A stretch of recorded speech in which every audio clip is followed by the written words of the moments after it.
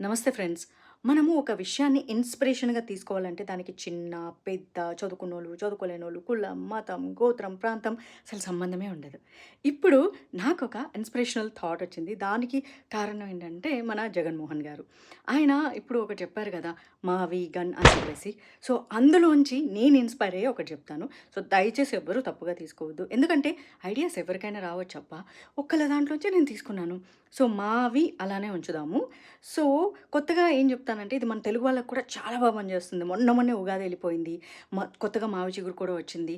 So, ఏంటి దానికి దీనికి సంబంధం అంటారా?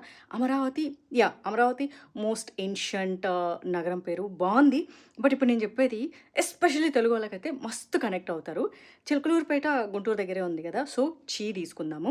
గుడివాడ గూడా విజయవాడ దగ్గరే ఉంది గదా! సో, గుడివాడ తీసుకుందాము. అండ్ ఆ చుట్టుపక్కల రూరల్ ప్రాంతాలన్నీ గూడా అక్కడికే వస్తాయి గాబట్టి రూరల్ ఏరియా అట్లాంటి దాని నుంచి తీసుకుందాము.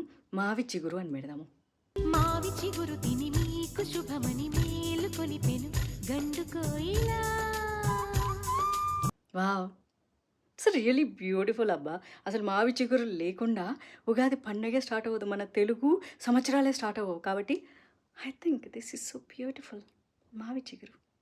హ్మ్. గుడ్ మధు. సమ్‌టైమ్స్ ఇలాంటి బ్యూటిఫుల్ థాట్స్ రావడానికి ఇన్స్పిరేషన్ కావాలి. థాంక్ యూ జగన్‌మోహన్ రెడ్డి గారు.